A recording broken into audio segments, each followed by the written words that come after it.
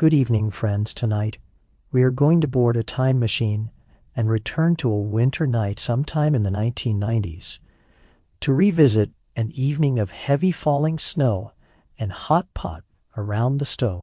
Back then, hot pot did not have as many varieties as it does now. The main stars were hand-sliced lamb, Chinese cabbage, frozen tofu, and glass noodles. The dipping sauce might have been nothing more than the simplest sesame paste, fermented tofu, and pickled chive flowers. But it was precisely such a simple combination that could bring the highest order of happiness. Now, dim the lights, and to the sound of the bell, let us enter tonight's story together. A draft of cold air seeps in from the four walls of the room, penetrating the thick cotton quilt on your body, the one printed with enormous peony blossoms. You touch your ice-cold nose and slowly open your eyes. First thing you see is a small patch of wall skin in the corner of the ceiling, slightly yellowed from years of disrepair. Your gaze moves downward to the huge window that takes up half the wall. On the glass is a layer of frost flowers, like fern plants, intricate and beautiful. You reach toward the radiator by the bed. Those cast-iron household fixtures are only lukewarm, like a perfunctory embrace, with no warmth to speak of. This is winter in the 1990s, somewhat warm, somewhat cold. After curling up in bed for a while, you finally make up your mind. With one sudden motion, you sit up and grab, as quickly as possible, the sweater and wool trousers neatly folded on the chair beside the bed. You put on your clothes and rush to the window. With your sleeve, you forcefully wipe away a small patch of frost flowers and look outside. Outside is a silvery white world. Snow has fallen all night, silently covering everything. The building you live in, as well as the countless identical buildings across from it. Beside it, and diagonally opposite it, are now all wearing thick white caps. These buildings share a common name, or rather, a common origin. People sometimes call them Tongzilu, corridor-style apartment blocks, because of the dim, long, narrow corridor that connects all the households. Sometimes, those more familiar with history call them Khrushchevka buildings. They were born in the 1950s and 1960s, in an era burning with passion yet lacking material goods. At that time, in order to provide housing for the rapidly expanding urban working class, the state drew on Soviet experience.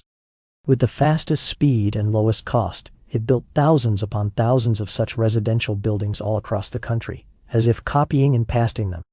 Their design philosophy was highly uniform, practicality above all, with all unnecessary decoration discarded. 3 to 5-story brick concrete structures were assembled almost like prefabricated components, lined up neatly like giant matchboxes, forming the basic texture of the city. Living here, you were a person of the work unit. Architecture was the physical extension of ideology. And these buildings were the firmest fortresses of the work unit system in the era of the planned economy. Your neighbors were very likely also your parents' colleagues. You worked in the same factory, your children attended the same work unit school, you ate in the same work unit canteen, and on weekends you went to the same work unit club to watch movies. Life was wrapped in a vast invisible network. The name of that network was the work unit. Yet standing now before the window of the 1990s, and looking back, that net has already developed far too many holes. The heating is the most obvious example. In the past, heating was the top priority of work unit logistics. Now, as work units' performance declines and reforms advance, the logistics departments have also become willing but unable. This lukewarm radiator is less a source of heating than a reminder. That big family which once promised to take care of you for life is now having trouble protecting even itself. You rub your cold hands together, turn away from the bed, and walk toward the desk in the corner of the room, on which a thin layer of dust has settled. On the desk, a Panda brand dual cassette recorder sits quietly, like a bulky but loyal plastic beast. You press the stiff-feeling power button. With a click, the machine's red indicator light comes on. First, a burst of crackling electrical static comes from the speaker. Then you hear a male voice, clear in diction and round in tone, full of force, broadcasting news about an important meeting. His tone is solemn, his wording rigorous, each character as standard as if measured with a ruler. This is the voice of China National Radio, the official, unified narrative of the country. It is grand, correct, but it always feels separated from your life by a layer, like the snow outside your window, covering everything, yet possessing little warmth. You continue turning the knob, the needle crosses a blurry band of frequencies. Suddenly, a familiar melody breaks through the electrical noise and flows out clearly. It is a Cantonese song with a lingering, melancholy melody, matched with the singer's slightly languid magnetic voice. In an instant, it pulls you from this cold northern morning into a distant, warm, humid imagined world full of neon lights. It is one of the four heavenly kings, perhaps Leon Lai, perhaps Jackie Chung.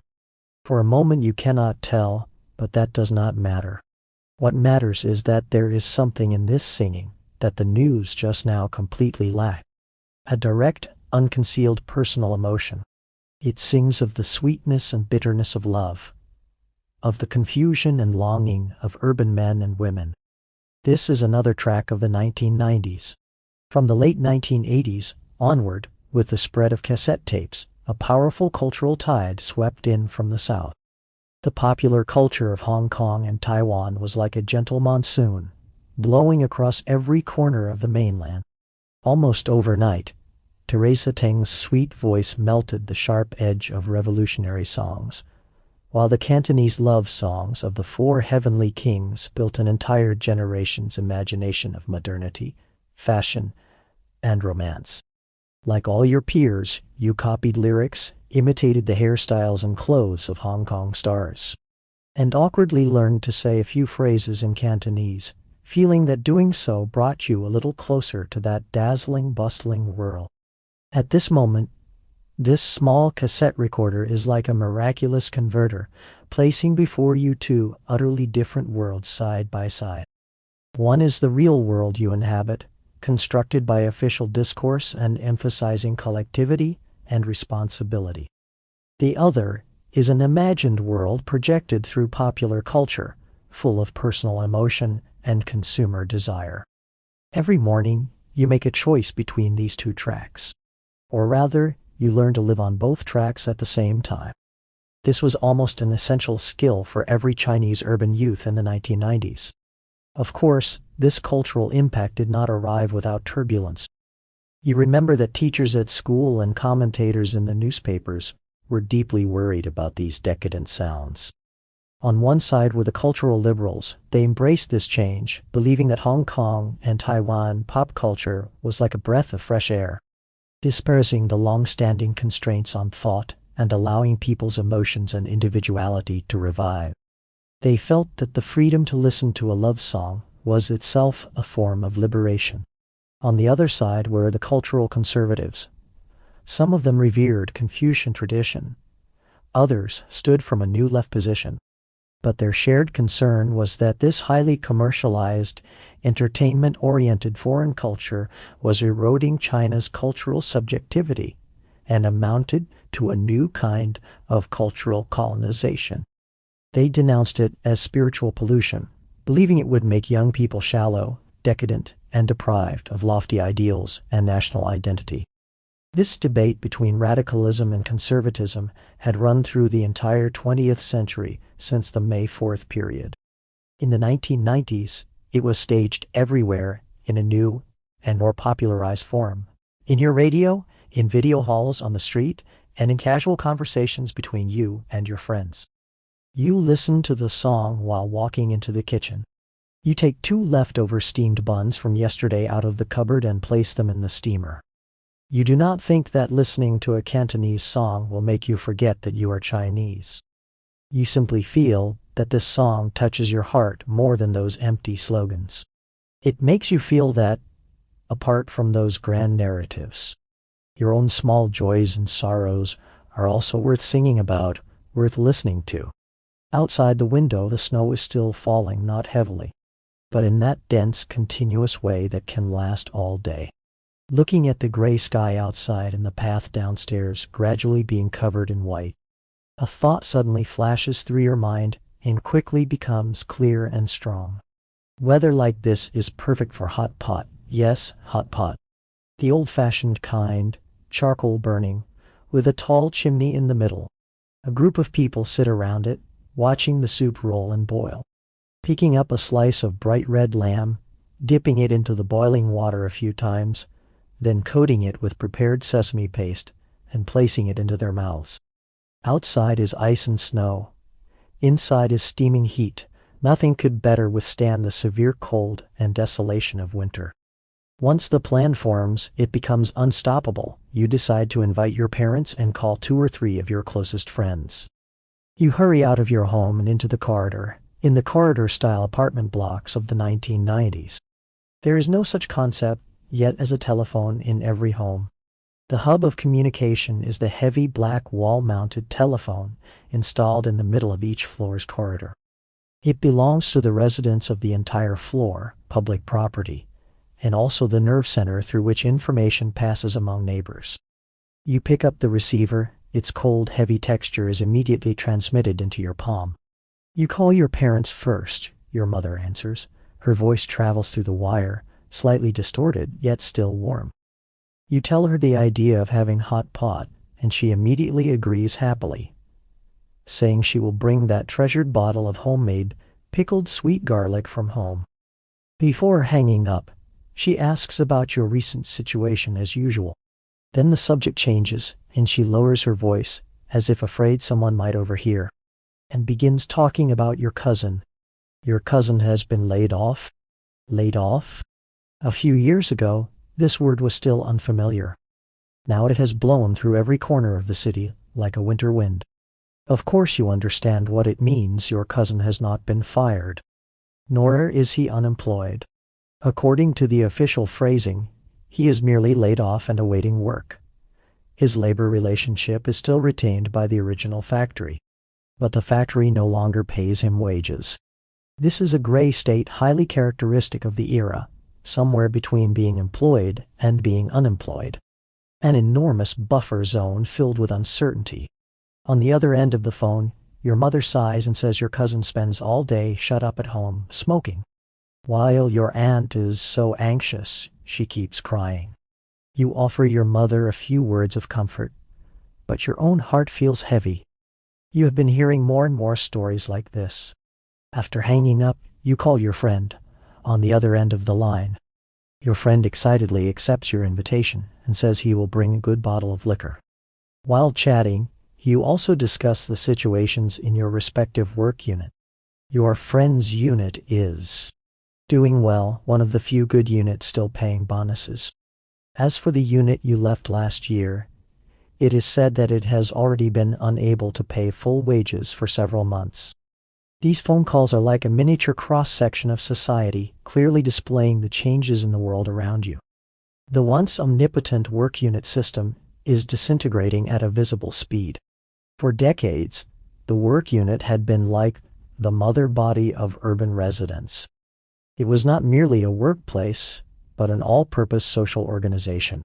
It allocated housing to you, resolved your children's education, managed your medical insurance, and even required you to obtain a letter of introduction when you got married. From birth to death, almost all of a person's social relations and welfare protections were firmly bound to his work unit. You were not an independent individual. You were first and foremost a person of a certain work unit. In the early years after the founding of the People's Republic, this system effectively integrated a fragmented society and provided unprecedented stability and security. However, with the market-oriented reforms that began in the 1980s, the foundation of this system was shaken. When efficiency and profit became the new standards of measurement, many long-term loss-making, overstaffed state-owned units became burdens to reform. Thus, beginning in the early 1990s, the social functions of the work unit were gradually stripped away, and people began to change from work unit people into social people. You recall your days at the unit, on the one hand. You truly disliked its dull seniority system, and the omnipresent web of personal connections. But on the other hand, you cannot deny that those days contained a kind of solid security that can no longer be found today. It was like this public telephone. It had no privacy whatsoever. Whenever you made a call, there would always be neighbors walking past with rice bowls in their hands, fully aware of what you were saying. But it also meant that when you needed help, all you had to do was shout in the corridor, and someone would always respond. Now, more and more households are beginning to install private telephones. Privacy has arrived, but the connection among neighbors seems to have grown thinner, along with the division of telephone line. Since the decision has been made to hold tonight's hot pot feast, the next task is shopping. That means you must bravely walk into that world of ice and snow. Before that, you need to put on your armor.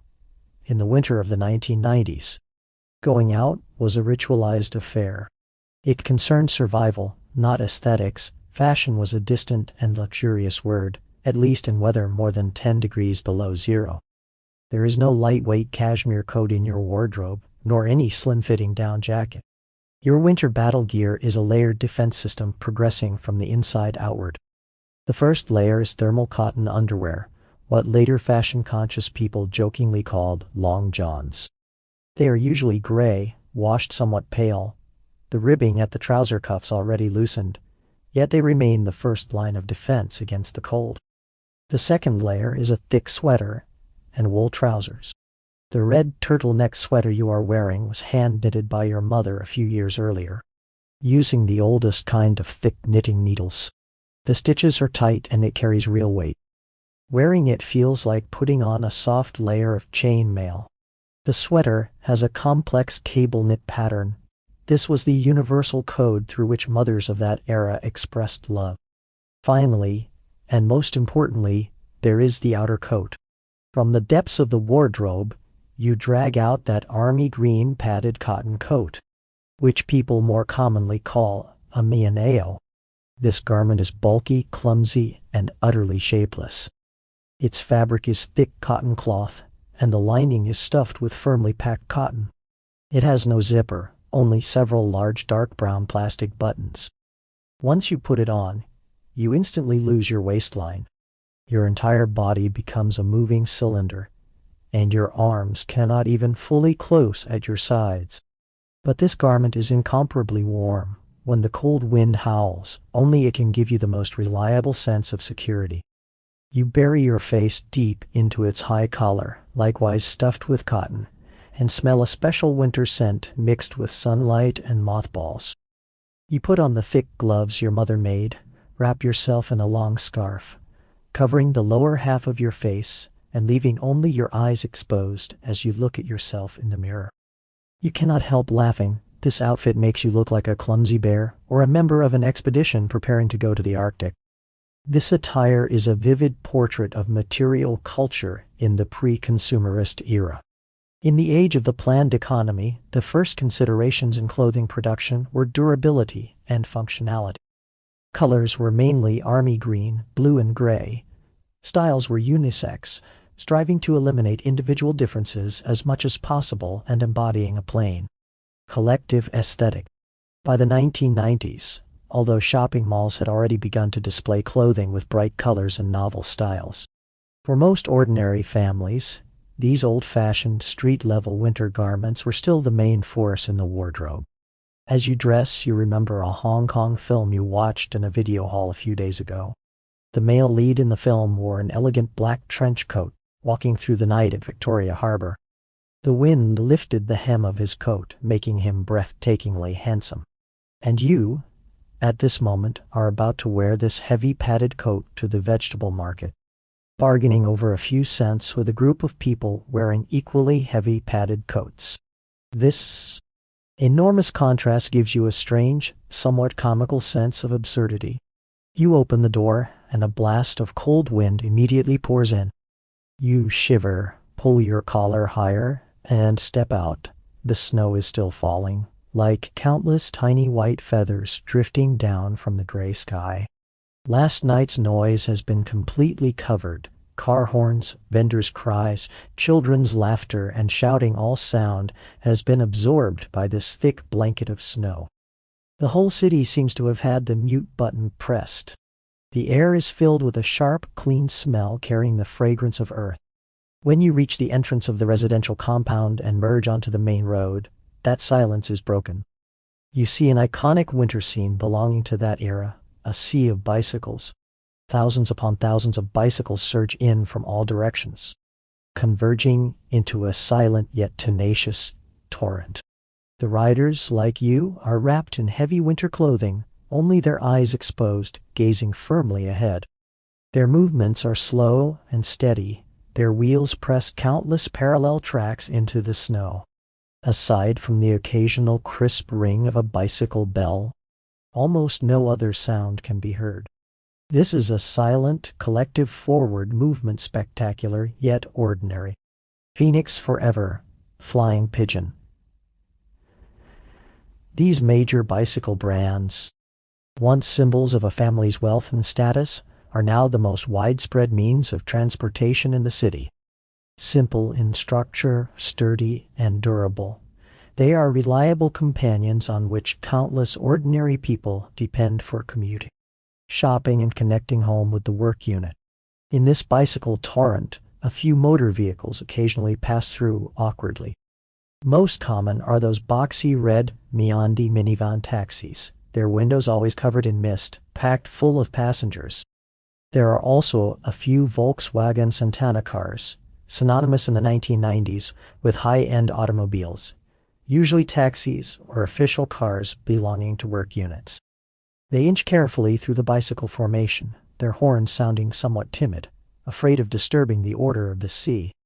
You walk along the sidewalk, one deep step and one shallow step, heading toward the vegetable market. You pass an intersection and see a traffic police officer wearing a thick police overcoat, standing in the middle of the road on a white circular traffic platform, directing this silent torrent with standard hand gestures. Your gaze passes over the traffic and looks into the distance. At the other end of the city, several enormous tower cranes stand silently in the wind and snow like steel beasts. Beneath their arms is the skeleton of a high-rise building rising from the ground. That is the outline of the city's future, a brand new skyline made of glass curtain walls and reinforced concrete. This scene is a miniature of Chinese cities in the 1990s.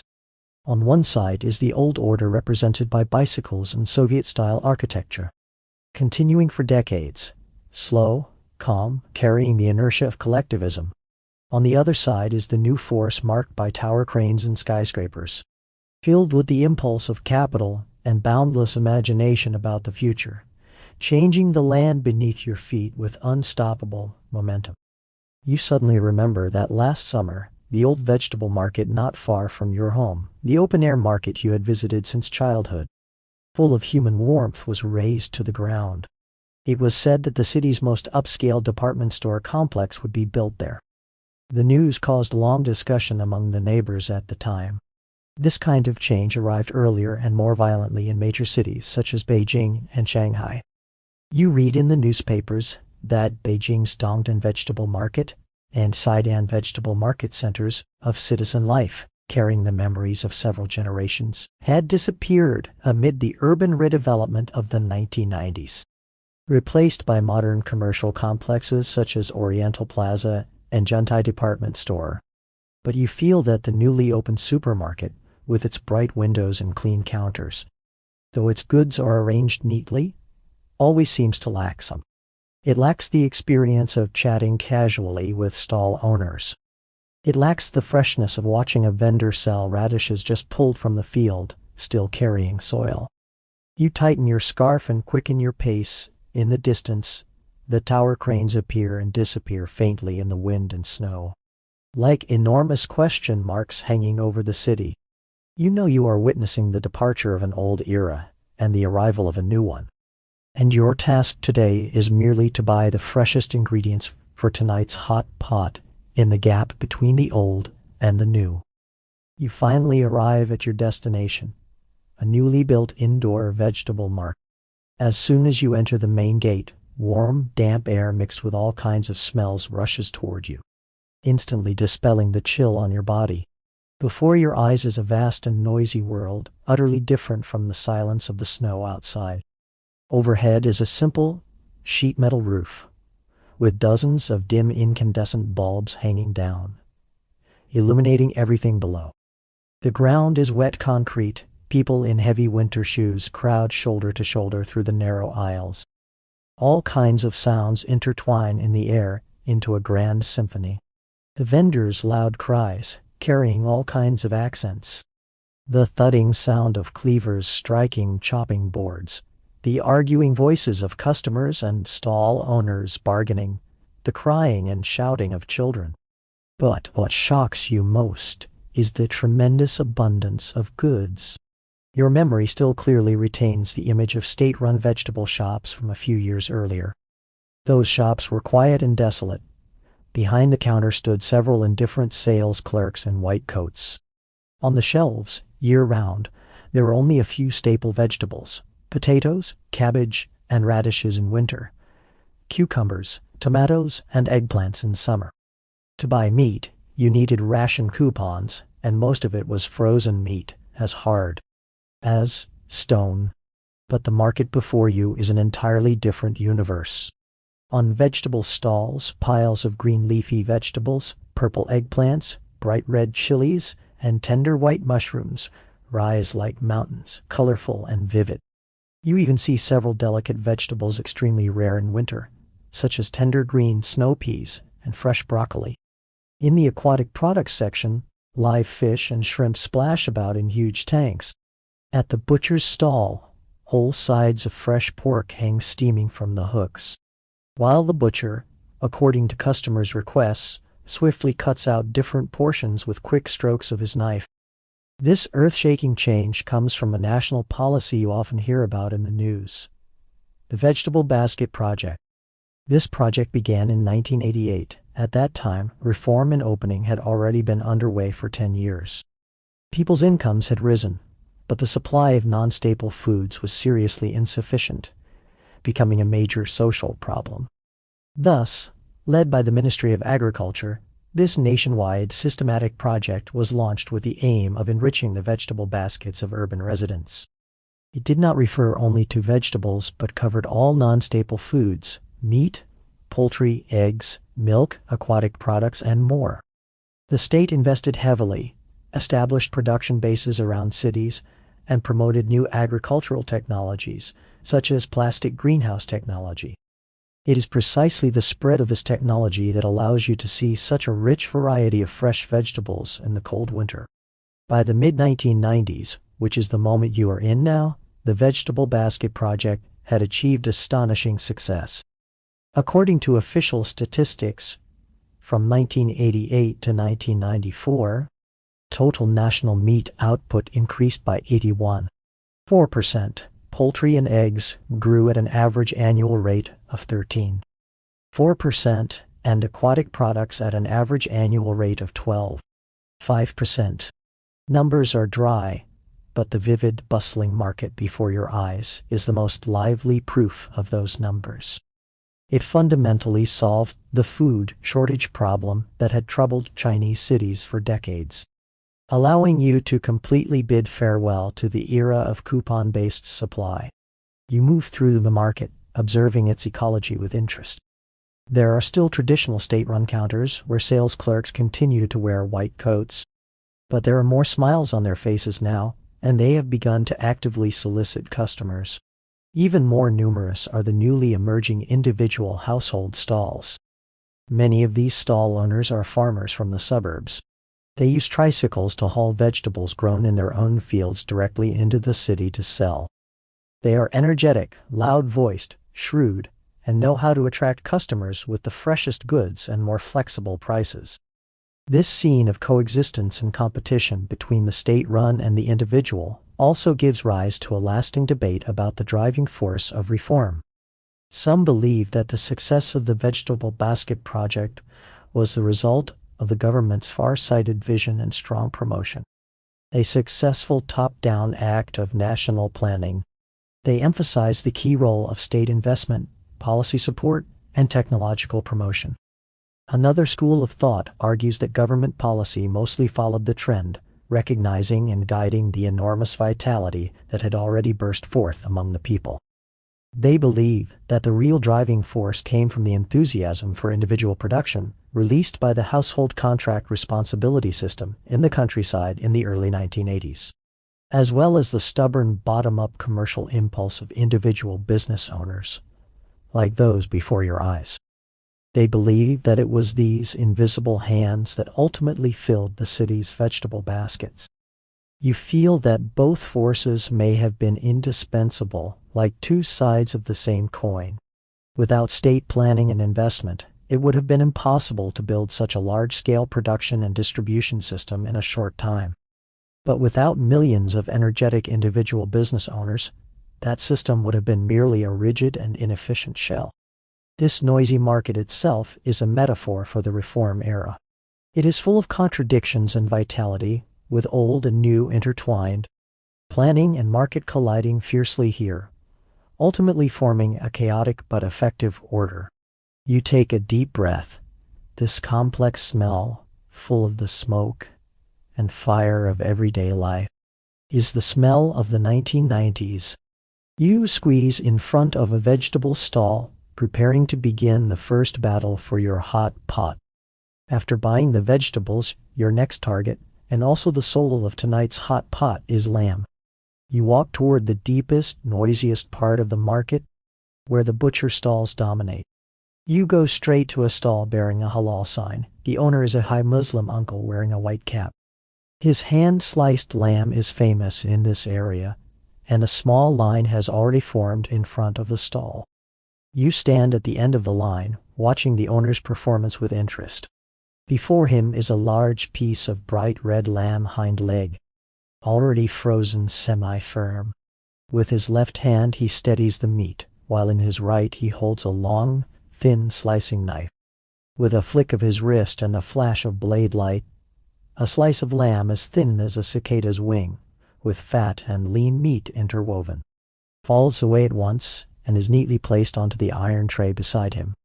His movements are fast and precise, carrying the rhythm of skill honed through years and years of practice. Like a master craftsman. It is your turn. You tell the owner, 2 gin, hind leg, sliced thin. Without lifting his head, the owner answers in a deep voice, "All right." The villainous knife in his hand does not pause in the slightest. He picks up an enamel plate from beneath the chopping board, places it on an old-fashioned steel yard scale, moves the counterweight, weighs out 2 gin of lamb, and then begins slicing it for you with swift cuts. Watching the counterweight sway on the scale beam, your thoughts drift back a few years. Back then, when buying things, especially scarce materials such as meat, grain, and oil, the prices were fixed, uniformly set by the state, and clearly written on the price boards hanging on the wall. You did not need to think about whether the price was reasonable. The only thing you needed to worry about was whether you had enough meat coupons. Beginning in the mid-1980s, however, a strange phenomenon appeared. The same commodity in the same market, even at the same counter, might have 2 completely different prices. This was what economists later repeatedly studied and debated: the dual-track price system. The original intention of this system was to make a smooth transition from a rigid planned economy to a market economy. The state stipulated that the portion of production enterprises completed within the plan had to be sold at state-set prices. This was the planned track. The portion produced in excess of the quota could be released into the market and priced freely according to supply and demand. This was the market track, in theory. This both guaranteed material supply for key state projects and used high market profits to stimulate enterprises' enthusiasm for production. It was a genius gradualist reform plan, however. A huge gulf soon appeared between ideal and reality. The enormous price difference between the 2 tracks gave rise to a special group, official profiteers. These people were usually powerful officials or their relatives. They used their power to easily obtain approval slips at low planned prices, purchasing large quantities of state-controlled production materials such as steel, coal, and fertilizer, then reselling them at high market prices and becoming rich overnight. These extraordinarily well-connected middlemen were known by ordinary people as doye, profiteering wrestlers. The owner has already sliced your lamb. He carefully wraps it in a sheet of oil paper and hands it to you. You pay, take the package, and the weight in your hand gives you a sense of solidity. By the mid-1990s, with the great abundance of market supply, the dual-track price system had basically withdrawn from the historical stage. Grain prices were also fully liberalized in 1993. What you pay now is a single price determined by the market.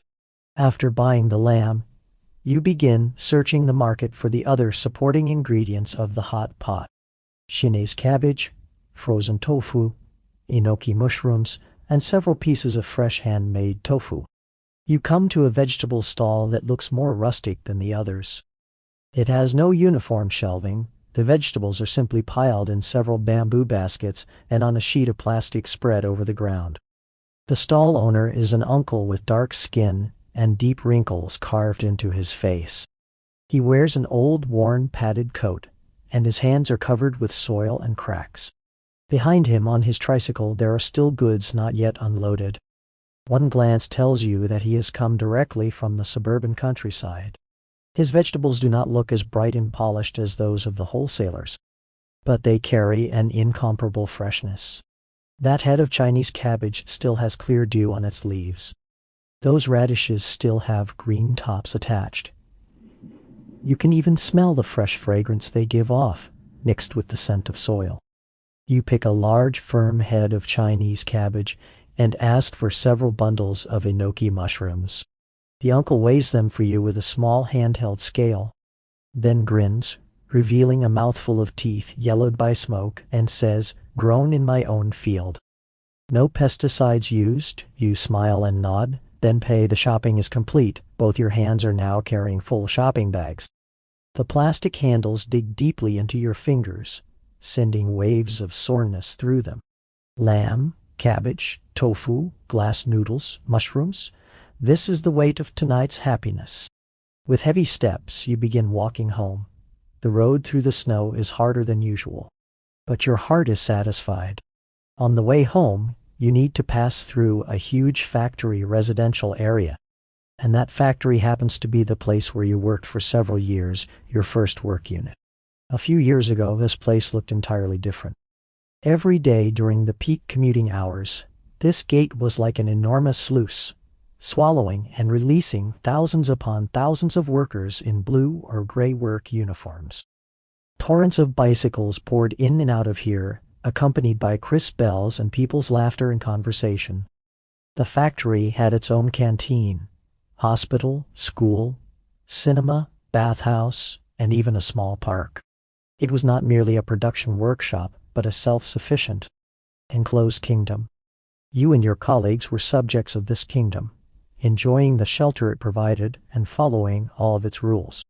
But today it is unusually quiet here. In the huge factory compound, only a few tall smokestacks are still releasing thin white smoke, looking feeble and weak. On the once busy main road, only a few people pass by sporadically. What tightens your chest even more is the small group of people gathered outside the factory gate. There are about a dozen of them, all middle-aged men in their 40s and 50s. They are familiar faces, your former colleagues and mentors. They wear old work uniforms washed pale, standing silently in the wind and snow, smoking one cigarette after another. They do not shout or make a scene. They simply stand there quietly, their eyes blankly fixed on the tightly closed factory gate, as if waiting for something, yet also as if waiting for nothing at all. They are the most heartbreaking group of this era, laid-off workers. Beginning in the mid-1990s, the state carried out sweeping reforms of inefficient state-owned enterprises. A policy known as grasp the large, let go of the small was strongly implemented. This meant that the state would concentrate resources on supporting large, key state-owned enterprises related to the national economy and people's livelihood, while adopting closure, suspension, merger, transformation, or sale for thousands upon thousands of small and medium-sized state-owned enterprises, leaving them to fend for themselves. This reform shattered the iron rice bowls on which tens of millions of people depended for survival with unprecedented force. In the old industrial city where you live, almost every family has one or more laid-off relatives or friends. You look at those masters who once taught you how to operate machine tools, now standing helplessly in the cold wind like children abandoned by the times. Your heart is filled with mixed emotions. You stop and look at them from afar. You do not dare go forward to greet them. You do not know what to say. Any words of comfort would seem pale and powerless on faces carved by wind, snow, and worry. Carrying the shopping bags in your hands, you go around them and leave by another small path. The lamb and vegetables in the bags now feel especially heavy. You suddenly realize that tonight's warm hot pot and the ordinary-looking happiness of freely choosing from a dazzling array of goods in the market may stand upon the backs of countless individuals like them, washed over and sacrificed by the torrent of the times. Prosperity and depression, flourishing and decline, hope and despair in this winter of the 1990s. Separated only by a factory wall, they coexist so truly and so cruelly. That enormous iron gate seems to divide two completely different eras. And you are carrying your vegetable basket, walking with difficulty from one era into another. You finally return to your familiar corridor-style apartment building. The corridor is warmer than outside, but still dim. Struggling with your bags, you climb to the third floor. Before you even reach your door, the sizzling sound of stir-frying and the rich aroma of scallions and ginger hitting hot oil drift out from the communal kitchen at the end of the corridor. Your door faces the kitchen. You put down your things and take out your keys to open the door. In the kitchen, Auntie Zhang, your neighbor, is busy at the stove. Saying you, she greets you warmly. Xiao Wang, you're back. Bought so many good things improving the food tonight, are you? You smile and respond, yes, Auntie Zhang. It's cold, so we're having hot pot tonight. Oh, that sounds wonderful, Auntie Zhang says, briskly ladling the food from her wok. This is daily life in a corridor-style apartment block, no privacy but full of human feeling. The kitchen is shared, the toilet is shared, and the washroom is shared. Whichever family ate what today, whose husband and wife quarreled, whose child got first place on an exam within half a day, the whole building will know. You place the things you bought inside your room, then take out the ingredients that need washing and preparation, and enter the kitchen as well. The kitchen is not large. 2 cement stove platforms are arranged side by side, with each household's coal briquette stove placed on top. The walls are blackened by cooking smoke, and miscellaneous items are piled in the corner. Though simple and crude, both stoves are burning at this moment. And the room is warm. You begin washing, picking, and cutting vegetables. The Chinese cabbage must be broken apart leaf by leaf and washed clean. The enoki mushrooms need their roots cut off. The tofu must be cut into evenly sized cubes. The lamb needs to be taken out of the oil paper and neatly arranged on plates. This is tedious but orderly work, the necessary road toward tonight's feast. After Auntie Zhang finishes cooking her dish, she does not leave immediately. Instead, she leans by the doorway and chats with you about family matters. You talk about the weather, vegetable prices, and gossip from each other's work units. After a while, your friends arrive, seeing you busy in the kitchen. They poke their heads in and ask, "Anything we can help with?" Without even really lifting your head, you answer, "No need." You rest for now. Just get the charcoal going later. They then enter the room with a clear conscience. Turn on the television or begin setting up the chessboard, waiting for dinner. As you rapidly cut the tofu, listening to the television and your friends' laughter from inside the room, you suddenly feel that life is, after all, calmly and quietly beautiful. You sort all the prepared ingredients into several plates and carry them into the room. The main character of the dinner is finally about to appear. You ask your friend to bring in the copper hot pot from the corner of the balcony. It is a family heirloom said to have been left from your grandfather's generation. The body of the pot is made of red copper after years of polishing. It still glows with a warmed, dark red sheen. At the center of the pot rises a tall chimney like a small pagoda. At the base of the pot, several small ventilation windows are carved with simple patterns. This pot carries the warm memories of countless winters in this family. The ritual of preparing hot pot cannot be careless in any step. The first step is lighting the charcoal. Your older brother volunteers to take on this technical task. He takes out a small sheet metal charcoal stove and carefully arranges several black pieces of machine-made charcoal inside. This kind of charcoal is a new product of the 1990s, much easier to use than the loose charcoal of the past, which produced heavy smoke and uneven heat. He lights it with an old newspaper, then carries it to the window in the corridor and fans it vigorously with a large palm leaf fan. Soon, a stream of blue smoke rises, accompanied by slight crackling sounds. A few minutes later, the smoke disperses, and the edges of the charcoal begin to glow with a dangerous and beautiful red light. Only when all the charcoal is burning red, like glowing gems, does he carefully place the pieces one by one into the chimney of the hot pot using fire tongs. The second step is adding the soup, authentic old Beijing, instant boiled lamb values, a bowl of clear broth, and a plate of lamb. The quality of the soup base does not lie in complexity of flavor, but in simplicity and purity. You do not use any fancy hot pot base. You simply fill the pot with clear water, then toss in a few slices of ginger, several sections of scallion, a few red dates, and a small pinch of goji berries. This clear soup base will not steal the flavor of any ingredient. Its only mission is to use the purest heat to cook the food and stimulate its original freshness to the greatest extent.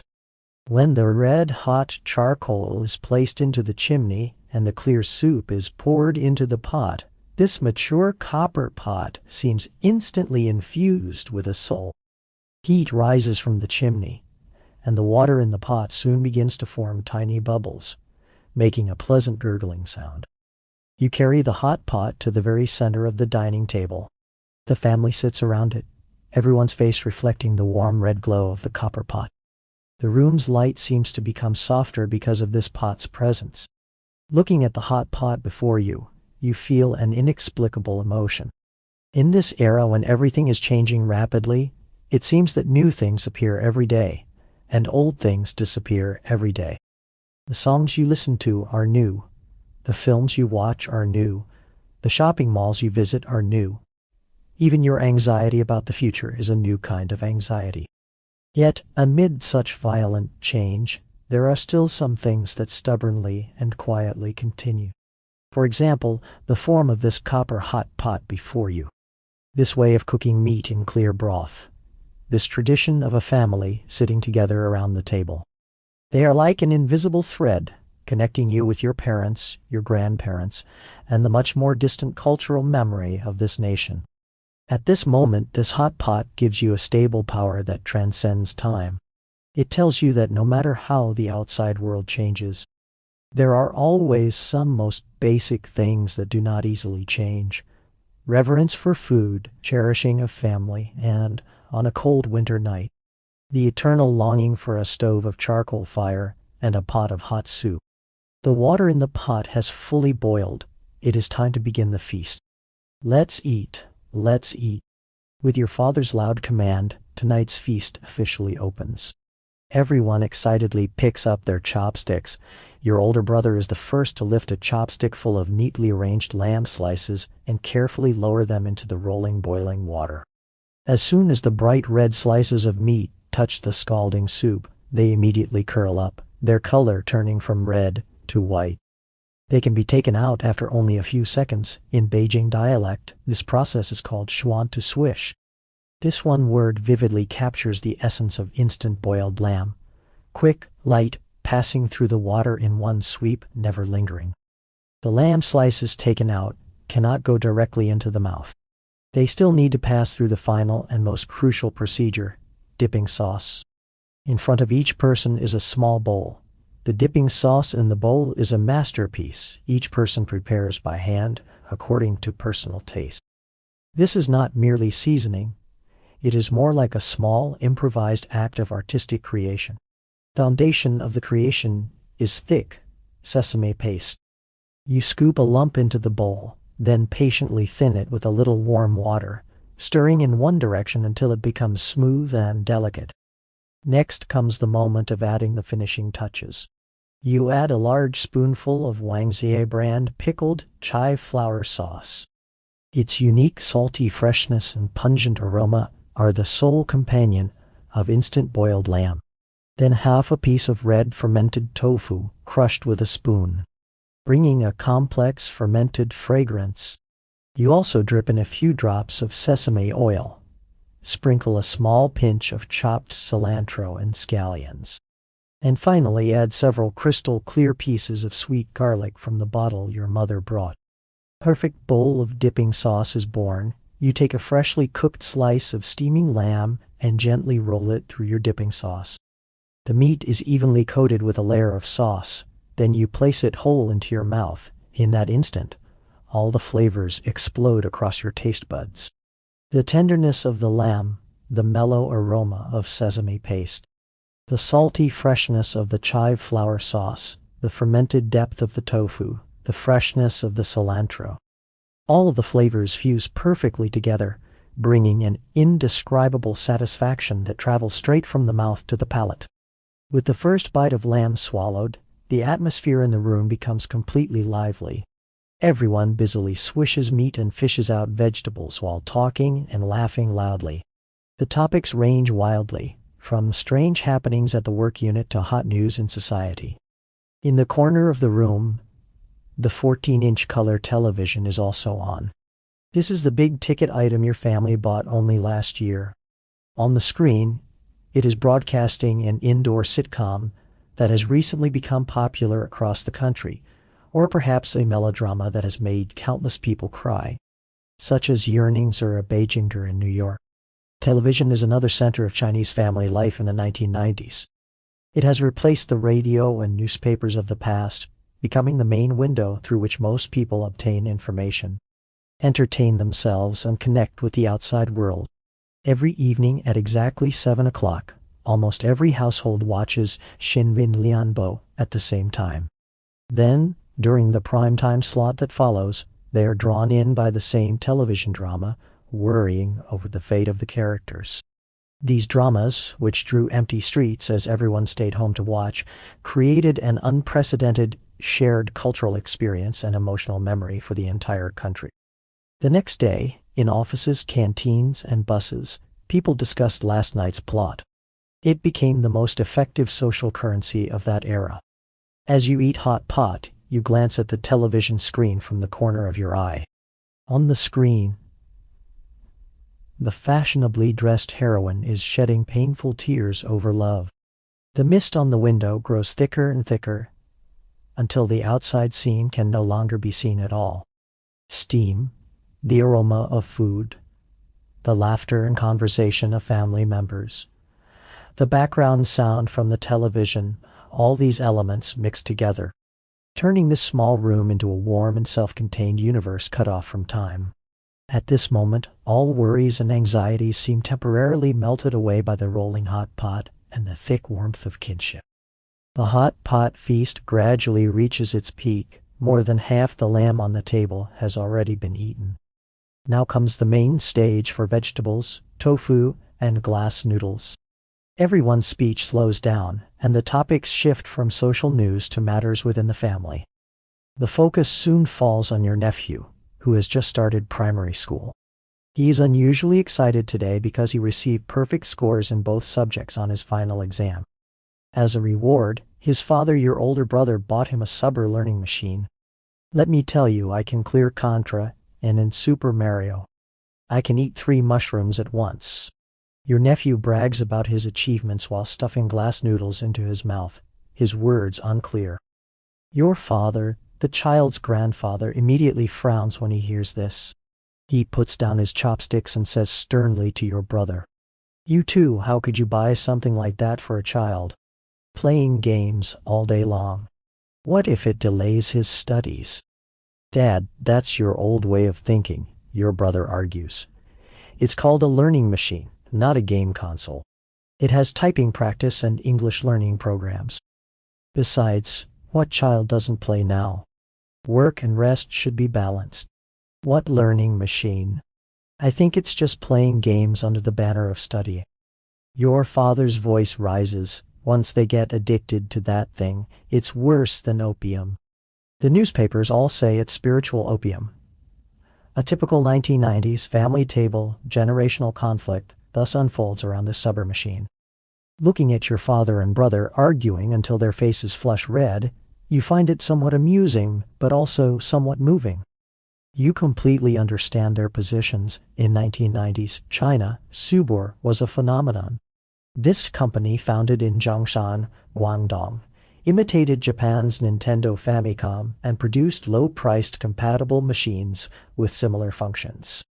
In an era when intellectual property awareness was still weak, it quickly occupied the Chinese market and became the dream of countless children.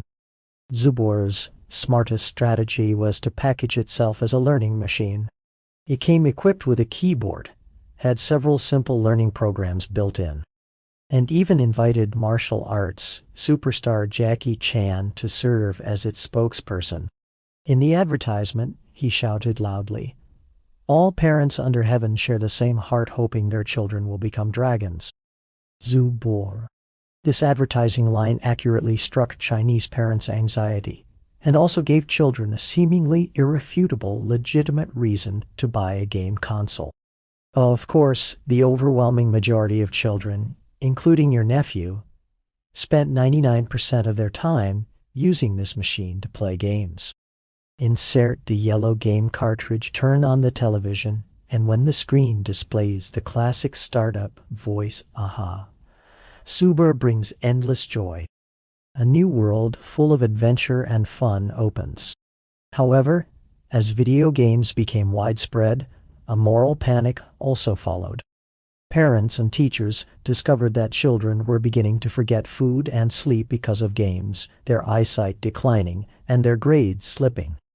Thus, mainstream media and some education experts began using extremely severe words to criticize this emerging form of entertainment: spiritual opium, electronic drugs.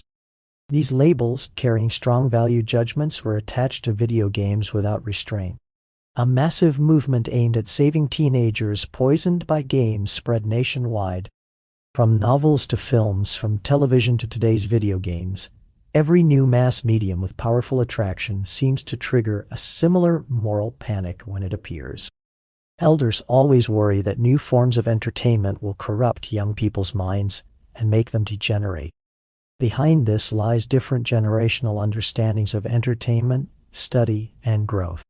It is also the instinctive fear of a social control system when faced with new things it cannot control.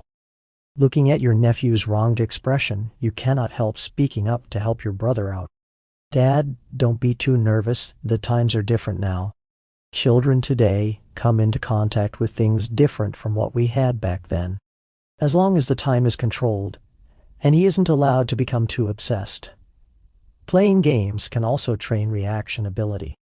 Your words do not completely convince your father, but his expression softens somewhat. He mutters twisted logic, then picks up his chopsticks again. This small disturbance at the dining table is temporarily settled. But you know that the debate about Subor and the collision between old and new ideas will not end here. It will be reenacted again and again in different forms in every Chinese family in the years to come. And your nephew will grow up with his Contra and Super Mario in a brand new world, made of code and pixels, utterly different from the world you and his grandfather knew. The hot pot feast finally nears its end. Most of the plates on the table are already empty. The soup in the copper pot has become cloudy because so many things have been cooked in it, but it is still gurgling and steaming. The charcoal in the chimney has burned down to the end, leaving only the last dark red embers giving off their final warmth. Everyone is already full. They lean back in their chairs, satisfied, burping, their faces carrying the lazy, comfortable expression that comes after a good meal and enough drink. The tone of the table conversation also becomes lower and softer, shifting from the intense argument just now to warmer, more private topics. Your mother is gently asking about your recent work situation, while your father discusses personnel changes at the unit with your brother. The whole room is enveloped in warm, damp air. The great clouds of steam rising from the hot pot condense on the cold window glass into a thick layer of mist, with streaks of water running down. This layer of fog is like a soft barrier, completely separating this small room from the cold and severe world outside. You cannot see the wind and snow outside, nor can you hear any sounds from beyond. At this moment, this room is the entire universe. The air is filled with a complex, indescribable, yet utterly familiar smell. It is the gamey aroma of lamb, the richness of sesame paste, the spicy fragrance of various seasonings, mixed with a trace of smoke from burning charcoal and a faint scent of alcohol from people's bodies. This is the smell of home, the unique olfactory memory belonging to this winter night.